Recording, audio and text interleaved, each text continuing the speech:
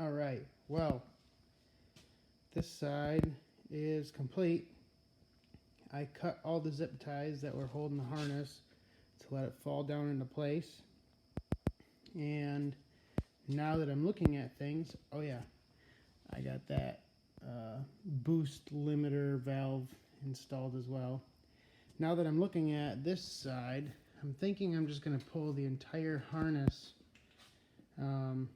out and take this computer, ECU, something or other along with it, just to get access to this side and also to make room to pull the turbo. So that's what I'm doing now. I figured just a little walk around video might not be a bad idea, so if I need a reference later, I can. I also started to pull the turbo. There's an oil return line right there, and those nuts are out. The oil feed line right there is loose, and there are two pedal steel bolts. There's one right there, and then one pretty much right underneath that oil line. And they are out. And then when I get the harness pulled, this intake horn, there's a bolt, it seems like right under there somewhere, if I recall. So that's what I'm working on now. Well, I got the turbo off. That thing is heavy. Heavy. Sure does take a whole lot of room up in that intake area. But I got thinking, this thing is 6.6 liter, but it's only a 402. So, you know, your 5.7 is your 350. It's not too much bigger. I bet if I could, for an LS, if I could make an intake that looks a lot like this, I bet it wouldn't be that hard to utilize some of these diesel parts and put that turbo right down in the valley like they did with this one on an LS. So I might be keeping some of these parts just for future use. So these fuel lines have obviously been worked with before. I see hose clamps where there's no factory banjo whatnots like these clamps. This fuel line looks like it's about to fall apart, and there's just a few things that make me question the integrity. So I'm glad I have a second engine to maybe even source parts off from, or if not, I'm just going to replace these fuel lines as I put it back together. But for now, this EDU, not ECU, I'm thinking it's the direct injection system. It's just going to be removed. I'm going to just take the hoses apart here and here, and then the rest of this engine harness will be able to come off. And then I'll have most access to the top of that valve cover. I'll probably also pull that alternator accessory drive off as well.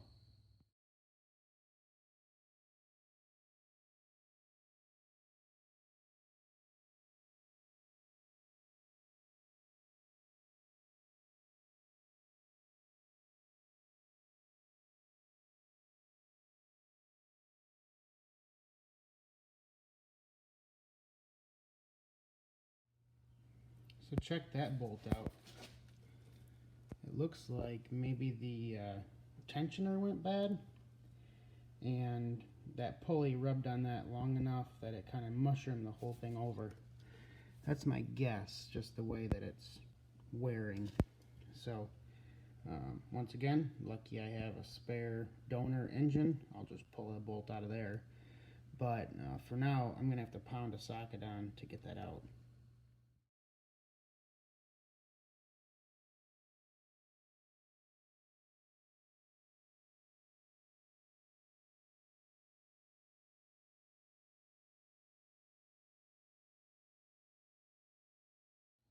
And there we have it. I'm pretty much right at the valve cover. So I can take those fuel lines loose, cover up that fuel rail, and start pulling this side apart just like I did the other side. The dipstick tube is kind of in the way just as far as a matter of convenience, but so are the brake lines over there, so no big deal. I can work around something like that.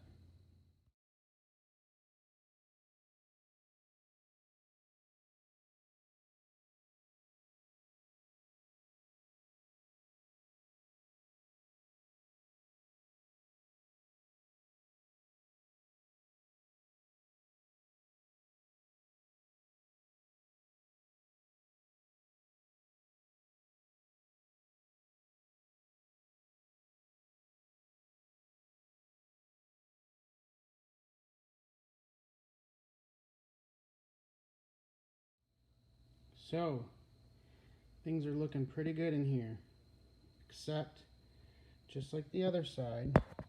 Oop, look at that injector. It is completely packed full of rust. So I'm glad I'm taking this apart. I'm glad I'm cleaning the system, and that just tells me that all this preventative maintenance is going to work out really well, because this engine did run very well, but obviously that would do some pretty major damage. So I'm going to definitely make sure I flush the fuel system, and I'm wondering if maybe there's just some crud in that tank that somehow is getting through those filters. I'm going to replace those filters as well. If not, I'm wondering if maybe that air dog system broke loose any contaminant that was in the upstream flow. Otherwise, I'm probably not going to film a ton of detail on this side, because it's pretty much a mirror image of what I did on the other side as well. I just need to get this done. I would like to add that I do have power tools, but when it comes to engines, I prefer to feel things with my hands, and that way if there's a thread that's boogered up or something like that, I will know it instead of wishing I did. But that's just my little spiel. Also, look at those. Every single one is like that. I can't believe this ran so well. And it might be just the way the fuel lines come apart. I don't know. That one's not bad. But it just blows my mind how filthy those are. So I got the push rods out. I'm going to finish taking that lower valve cover off and the fuel line returns, and then plug the oil drains and blast this side out with that diesel fuel spray as well.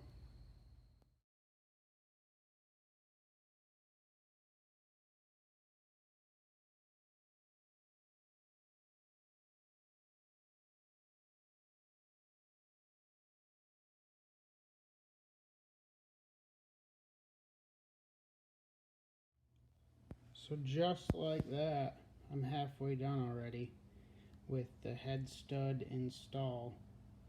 Everything's working really well. I really can't add a whole lot more. Just stressing that the pattern needs to be followed, and the torque spec needs to be achieved in 3 equal steps. Otherwise, this is going very well.